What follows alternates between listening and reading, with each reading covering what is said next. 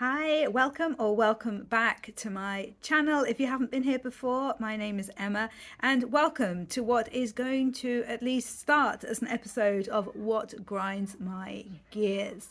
So, what I'm wanting to speak about today is the trend that I have been seeing a lot on social media. I've seen quite a few YouTube videos on it, and it's the trend of creating a personal curriculum for yourself. So, a curriculum being a course of study. So, what people are doing is basically taking a load of stuff that they would like to learn and they'd like to do, and they're putting it together into a curriculum.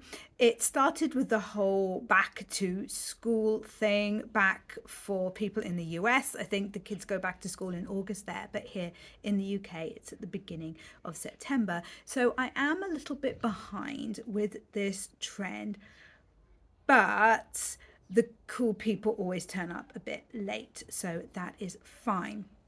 So, when I first heard about this trend, I was completely torn. And the reason for that is that as I watched the first few videos that I saw about it, they were very aesthetic. It was all very set out very beautifully.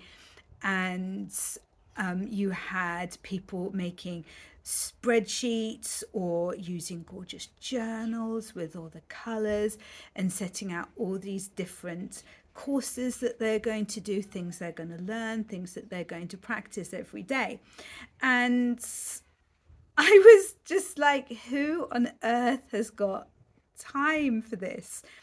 Now, I am extremely privileged in that I get to work for myself as a writer. I really love it. I do other things as well. I teach creative writing. I'm a freelance editor as well. But all of those things I choose to do, and I choose when I do them. Most people, their lives are not like that. They have full-time jobs, maybe more than one job. They might have young kids to look after. They might have family members to look after, all kinds of commitments and things.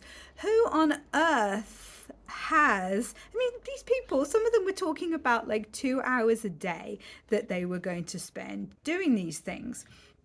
Yeah, just who has that time consistently to be able to do that? So, what I saw when I was watching these videos was just that what these people were talking about was kind of unattainable and would then make people feel bad about themselves because other people are going to go ahead and they're going to attempt to emulate what these YouTubers are doing, and they're gonna fail because you just physically don't have the time to do it, and you have to have the inclination every day to, get off your bum when you've got back from work and to do all of these different things. What I think was quite good though is that most of the videos that I was watching did have a lot of free options for people, even if some of the stuff that the person was going to be doing themselves was paid for. They did have free options. That was kind of quite cool. Yeah, so that was kind of the issue I had with it. And then I watched a few more videos, which were more sort of down to earth YouTubers. And lo and behold, I did find that if they actually showed them following through with their personal curriculum, they were struggling with it, even if they were managing to keep on top of it for the short period of time that they were doing the video for. They were really struggling to fit it all in. And I really don't think that that's what we should be aiming for in life. I think it has got a little bit better in terms of people being expected to do everything and to be productive all the time, getting all the things done. But there is still, it seems, this need for people to do more and more, to copy what other people are doing and to constantly be improving yourself. So, of course, we do want to improve ourselves. We do want to move forward in life, but do we have to do it every single day? And do we have to put so much time and energy towards it when that is not something that we are going to maintain. Having said this, I am a huge proponent of lifelong learning. It's something that I believe very strongly in, and it's something that I try to do. So, for example, I have been learning Italian for, it must be not quite a year and a half, but well over a year. I've been really enjoying that. I always have at least one non-fiction book on the go. Often it's about creative writing, but all kinds of different topics. And I just like to try different things. I'm not very good at arts and crafts and stuff, but I do like to try different things, even if what I produce is a bit useless. I like to try new sports, going to new places and exploring and things like that. So it's all, just kind of trying new things, finding out what you like, and generally improving yourself. And that can only be a good thing. So therefore, naturally, I did get dragged into this trend a little bit, but in my own way, because I am nothing if not awkward and individual. And here's something that I have learnt over many years. It is that if you do something at 80%, it is generally fine, okay? In an exam, 80% is an A. Pretty much definitely an A. So you're getting an A in life. You don't always have to do everything at 100%. I am not going to set things up so that I have 2 hours of extra stuff that I am supposed to be achieving every day on top of everything else. So what I am doing, I'm making more of a conscious effort to get through my non-fiction books. I do tend to read non-fiction every day, but sometimes only just for a few minutes. So it can take me a while to get through some non-fiction books, especially if they are a bit heavier. So I'm just going to try to increase that and just be very aware of the non-fiction books that I have and that I want to get through. In particular, I have had this book, Self-Editing for Fiction Writers, for absolutely ages, and I haven't got to it. And I think that that could be useful both for me, but also for the class that I teach. So I definitely want to read this one too. I'm also very aware that with the Italian that I'm learning, I'm probably not going about it quite the right way. So when we went to Italy last year, I was more than able to go and order a pizza or something like that. But actual proper conversation, I'm not getting there at all. So I'm going to kind of think about how I'm doing that and other methods that I can use to learn, which are more immersive. I know that you can watch, there are some programs on YouTube and things that are actually like in different languages to help you absorb them more. And I have workbooks that I'm working through, as well as the evil owl that rules so many people's lives.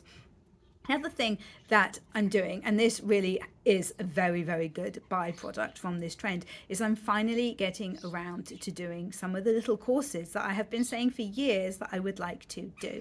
So there were masses of free courses online on all kinds of different topics, and I'm going with the ones on the Open University. So they have like a bunch of free short courses on their website that you can sign up for and do, and you get like a certificate of participation.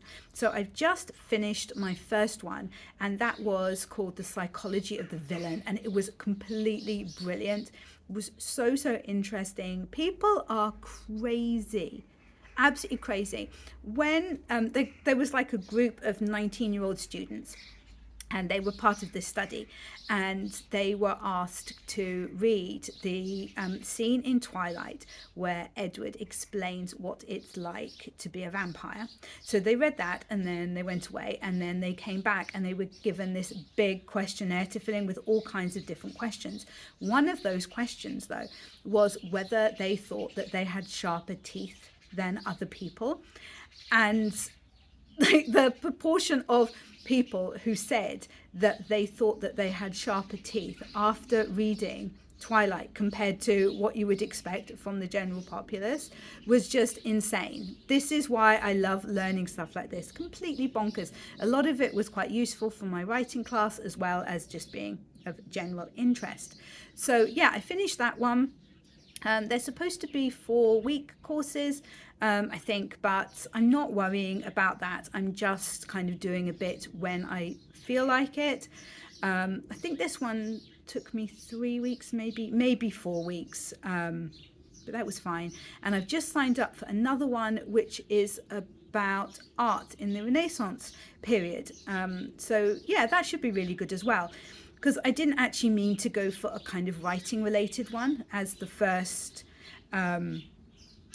course. I was wanting, to do all kinds of different things. It just happened that the psychology one just really called out to me, so I went for that one first. But yeah, it will be kind of all different subjects, I hope, that I will be learning about, and that's really cool. So yeah, there we go. So you see, it started off as a bit of a whinge, and then there was kind of a bit of chat, and then there was like some positive and moving forward at the end. So we like that. Anyway, thank you so much for watching this video. If you have been taking part in this trend, then please pop what you've been up to down in the comments below and how you've been finding it. This video is going to be part of a playlist that I'm putting together, where I'm taking other writers who have been doing their own personal curriculum, and I will be putting all their videos into a playlist so that people can check them out and maybe get inspired